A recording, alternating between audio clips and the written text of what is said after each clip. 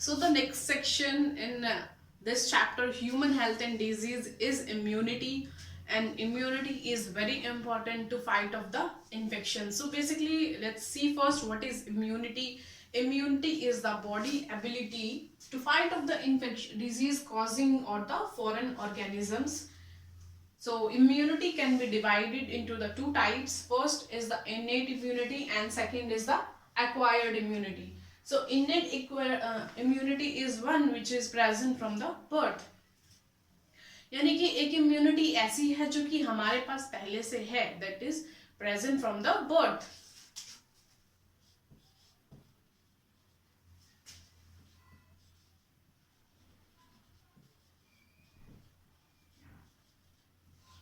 और दूसरी है एक्वायर्ड, जैसे कि इसका नाम सजेस्ट कर रहा है कि ये हम एक्वायर करते हैं during our lifetime. So innate immunity के फर्दर क्लासिफिकेशंस हैं. First is the physical barrier, physiological barrier, cellular barrier and the cytokine barrier. तो फिजिकल बैरियर की अगर हम बात करें तो सबसे पहला और सबसे इंपॉर्टेंट हमारे पास बैरियर है हमारा स्किन. बिकॉज हमारी जो स्किन है एक पूरी बॉडी को प्रोटेक्टिव लेयर कवरिंग प्रोवाइड कर रही है कि कोई भी डिजीज या कोई भी फॉरेन सब्सटेंस एंटर नहीं कर पाएगा. इसके बाद आती है म्यूकस मेम्ब्रेन्स. म्यूकस मेम्ब्रेन क्या होती है, जो कि हमारी सारी ओपनिंग्स हैं उनको कवर करके रखती है, जैसे कि हमारी नेजल म्यूकस मेम्ब्रेन है, यूरोजेनाइटल म्यूकस मेम्ब्रेन है, या फिर गट में हमारी म्यूकस मेम्ब्रेन है जो कि इनर लाइनिंग उसको कवर करके रखती है. तो बेसिकली अगर कोई भी इंफेक्शन जा रहा है तो वो उसको एक्सपेल करती है, जैसे कि फ्लेम आता है या नेजल डिस्चार्ज होता है अगर हमें कोई भी इंफेक्शन होता है. सो ये बहुत इंपॉर्टेंट बैरियर्स बन जाते हैं जो कि आते हैं फिजिकल बैरियर में, skin and the mucus membrane. तो सेकेंड आता है हमारा फिजियोलॉजिकल बैरियर. सो इसमें बात करते हैं हम सिक्रीशंस की. सिक्रीशंस क्या क्या है बॉडी में. सो सबसे पहले सिक्रीशन आता है हमारा टीयर्स फ्रॉम द आईज. तो अगर हमारे आई में कोई भी सब्सटेंस जा रहा है तो हमारे टीयर्स निकलना शुरू हो जाता है. तो वो बेसिकली क्या कर रहा है कि उसको एक तो किल कर रहा है और उसको बॉडी से बाहर फेंक रहा है. दूसरा सिक्रीशन आता है हमारा जो कि गट सिक्रीशन होता है, एसिड सिक्रीशन होता है. तो हमारे फूड में अगर कोई भी ऐसा बैक्टीरिया प्रेजेंट है तो वो HCl जो कि हमारी बॉडी में बनता है, हमारे स्टमक में बनता है, जो कि हमारे फूड को डाइजेस्ट करने के लिए चाहिए, वो उसका दूसरा फंक्शन बन जाता है to kill the microorganisms. So फिर सिक्रीशंस में ये आ जाता है. इसके बाद जेनाइटल सिक्रीशन भी होता है, जैसे कि वजाइनल सिक्रीशन होता है. वजाइना का एसिडिक मीडियम रहता है जिसकी वजह से कोई भी इंफेक्शन एंटर ना कर पाए. इसके बाद आते हैं हमारे सेल्यूलर बैरियर, थर्ड. जो हमारी बॉडी में ऐसे सेल्स प्रेजेंट हैं, टिश्यूज में भी प्रेजेंट है और ब्लड में भी प्रेजेंट है. तो जो टिश्यूज में प्रेजेंट होते हैं उसको हम बोलते हैं macrophages. So macrophages is basically अगर कोई भी इंफेक्शन एंटर कर रहा है तो उसके आते ही, मतलब अगर वो ये दोनों बैरियर्स क्रॉस कर चुका है तो उसको थर्ड बैरियर मिलेगा, सेल्यूलर बैरियर. तो सेल्यूलर बैरियर में जो सेल्स होती हैं वो उसको एंगल्फ कर लेती हैं और उसको डिस्ट्रॉय कर देती हैं. सो बेसिकली ये हमारे डिफेंस सेल्स होते हैं जो कि मैक्रोफाजेस, WBCs भी उसी में आते हैं. So these are the cellular barriers. WBC हमारे एक्वायर्ड में भी आएंगे, लेकिन जो सेल्यूलर नेचुरल किलर सेल्स होती हैं, मैक्रोफाजेस हैं, वो सब हमारे सेल्यूलर बैरियर में आ जाते हैं. और उसके बाद फोर्थ है हमारे पास cytokine barrier.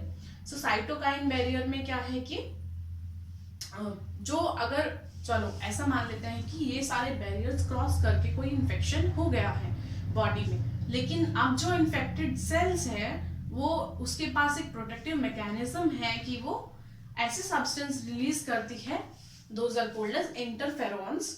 So the infected cell will release certain proteins known as interferons that will signal the other cell, non-infected cell, मतलब जो डिजीज है वो नॉन इन्फेक्टेड को सिग्नल दे रही है बेसिकली कि आप अलर्ट हो जाइए, कोई माइक्रो ऑर्गेनिज्म का इन्वेजन हुआ है. सो जिसके वजह से दूसरी सेल्स बच सकती है कि अगर मेरे घर में आग लगी है तो मैं अपने पड़ोसी को इन्फॉर्म कर दूं कि आग लगी है, आप बचा लीजिए. ये हमारी बॉडी की एबिलिटी है, आजकल तो सोसाइटी से चली गई है, लेकिन बॉडी में अभी भी बाकी है कि अगर कोई एक सेल इन्फेक्टेड है तो वो दूसरी को बचा लेगी, उसको अलर्ट कर देगी, वो तो वो रेडी हो जाएगी उससे फाइट करने के लिए।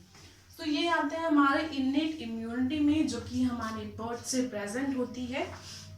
इसके बाद हम चलते हैं एक्वायर्ड इम्यूनिटी पे। एक्वायर्ड इम्यूनिटी की बात करते हैं तो इसे हम लाइफ टाइम में एक्वायर कर रहे हैं। तो एक्वायर कैसे कर सकते हैं, तो अगर आज मेरे घर में आग लगी है तो नेक्स्ट टाइम के लिए मैं प्रिपेयर हो जाती हूँ कि अच्छा आग लगने पे हमें ऐसे गियर्स रखने हैं जो कि आग बुझा सके। मैं अपने घर में वो गियर्स टंगवाऊं कि जिससे कि हम आग बुझा पाए। तो ऐसे ही बॉडी में होता है कि अगर कोई इन्फेक्शन आज एंटर हो रहा है बॉडी में, तो बॉडी उसके अगेंस्ट एंटीबॉडीज बना लेती है कि अगर ये फर्दर इन्फेक्शन हुआ तो हम इससे बेहतर तरीके से लड़ पाए। इसी को हम बोलते हैं प्राइमरी एंड सेकेंडरी रिस्पॉन्स, कि जो first encounter with the pathogen is called primary response, while the second encounter with the same pathogen is called secondary response. Primary response हमेशा स्लो होता है, वीक होता है, क्योंकि हमें पहचानने में टाइम लग रहा है कि कौन सा पैथोजन है, अच्छा इसे कैसे डिस्ट्रॉय कर सकते हैं। लेकिन सेकेंडरी एनकाउंटर में क्या होगा, सेकेंडरी रिस्पॉन्स में हमारे पास पहले वो इन्फेक्शन हो चुका है, हमें पता है कि हम उसको कैसे हम उससे लड़ सकते हैं। बेसिकली जो ऑर्गेनिज्म है, जो फॉरेन सब्सटेंस है और हमारी बॉडी है, उन दोनों के बीच में फाइट है। तो अभी हम अपने दुश्मन को पहचानते हैं तो हम इससे बेहतर तरीके से लड़ सकते हैं। This is the secondary response. तो ये बहुत फास्ट होता है, बहुत ज़्यादा होता है, एग्रीवेटेड होता है। तो दिस इज वेरी इंपॉर्टेंट। तो यही कॉन्सेप्ट हमने इम्यूनाइजेशन और वैक्सीनेशन में यूज किया, सेकेंडरी और प्राइमरी रिस्पॉन्स का। एक्वायर्ड इम्यूनिटी में एक और आ जाती है इंपॉर्टेंट, जिसकी बात करनी जरूरी है, B cells and T cells. B cells and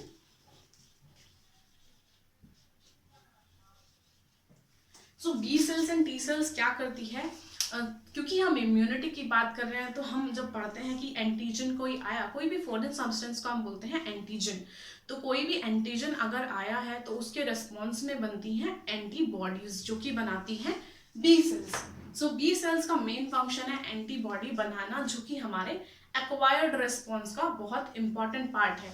T sales antibodies नहीं बनाती, लेकिन वो हेल्प करती हैं बी लिम्फोसाइट की एंटीबॉडीज बनाने में। These both are very important, B cells and T cells. B cells antibody बनाने के लिए और टी सेल्स उसको हेल्प करती है, that's why it is called helper T cells. अगर हम एंटीबॉडी की बात आई है तो ऑब्वियसली हम एंटीबॉडी पढ़ेंगे, क्योंकि अभी भी हम देख रहे हैं कि किसी को एक बार इन्फेक्शन होता है तो उसमें एंटीबॉडीज बन जाती हैं, जिसकी वजह से ही सेकेंडरी रिस्पॉन्स जो है वो बहुत फास्ट हो जाता है। हमारी बॉडी में ऐसी कैपेबिलिटी है जिसको हम बोलते हैं मेमोरी बी सेल्स, कि अगर कोई इन्फेक्शन आज हुआ है तो वो उसको याद रखती है मेमोरी बी सेल के फॉर्म में, तो जिसकी वजह से वो दोबारा सेम एंटीबॉडी बहुत जल्दी बना पाएगी। आज इन्फेक्शन हुआ, पहली बार हुआ, तो एंटीबॉडीज बनेगी, लेकिन उसमें टाइम लग रहा है। लेकिन अगर यही इन्फेक्शन दोबारा होता है, क्योंकि हमारे पास मेमोरी है, हमें याद है, अच्छा ये तो वही वाला है, तो बहुत जल्दी बना लेती है। This is our body capability. हमारी बॉडी को इतना अच्छा डिजाइन किया गया है। अगर अब ऑब्वियसली हम एंटीबॉडी पढ़ने वाले हैं, क्योंकि बहुत इंपॉर्टेंट है, और एग्जाम पॉइंट ऑफ व्यू से भी एंटीबॉडी का स्ट्रक्चर पूछ लिया जाता है एग्जाम्स में, कि कितनी चेन्स होती हैं, क्या फंक्शन है, किस किस टाइप की होती हैं। तो एक बार छोटा सा स्ट्रक्चर एंटीबॉडी का देख लेते हैं।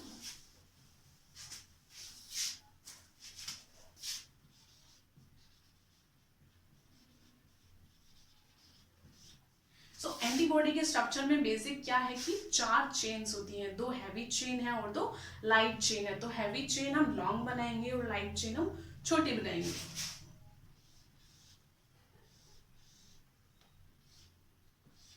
तो ये दोनों है लाइट चेन,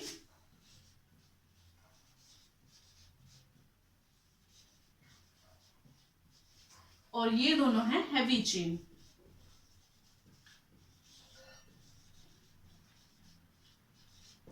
तो बेसिकली एंटीबॉडी एक वाई शेप स्ट्रक्चर है जिसमें 4 चेन्स हैं, 2 हैवी चेन है, 2 हैवी मतलब उनका मॉलिक्यूलर वेट ज्यादा है क्योंकि वो बड़ी है, तो 2 हैवी चेन्स हैं और 2 लाइट चेन्स हैं और बीच में ये लिंक होती है सल्फाइड बॉन्ड से। सो एक बार हम बना लेते हैं बीच में सल्फाइड बॉन्ड्स। तो सल्फाइड बॉन्ड से ये बीच में कनेक्टेड होते हैं और सो यही होती है इसकी एंटीजन बाइंडिंग साइट। तो बेसिकली एंटीबॉडी का मेन फंक्शन क्या है, जैसे ही कोई पैथोजन हमारी बॉडी में आया, एंटर किया, तो एंटीबॉडी उसको रिकॉग्नाइज करके उसके एंटीजन्स पे जाके बाइंड हो जाती है, जिसकी वजह से जो ऑर्गेनिज्म आया है वो क्या करता है, बेसिकली उसको हमारी सेल्स में एंटर करना होता है, तो ब्लड सेल्स में, तो वो हमारी सेल में एंटर नहीं कर पाता, उसको एंट्री नहीं मिलेगी तो वो कुछ नहीं कर पाएगा, वो डिस्ट्रॉय हो जाएगा। जब हमारी बॉडी में डिसऑक्सीफिकेशन का प्रोसेस होगा, यानी कि हमारे गट में होगा, तो वो डिस्ट्रॉय हो जाएगा। बेसिकली उसको सेल्स में एंट्री नहीं मिलनी चाहिए। तो ये एंटीबॉडी का फंक्शन है कि वो एंटीजन से जाके बाइंड कर जाती हैं और उसे हमें हमारी सेल्स में एंटर नहीं होने देती है। So very important. और एंटीबॉडी आ जाता है एग्जाम्स में, तो 2 हैवी चेन्स हैं और 2 लाइट चेन्स हैं, इसलिए हम इसको H2L2 करके भी लिखते हैं।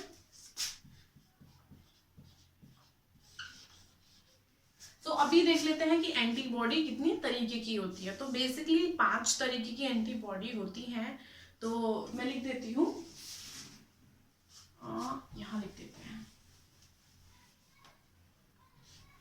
IgA, IgM, IgG, IgD, IgE। सो मैं थोड़ा सा ब्रीफ में बता देती हूँ 2-3 एंटीबॉडी जो कि इंपॉर्टेंट है, कभी कभी आ जाता है।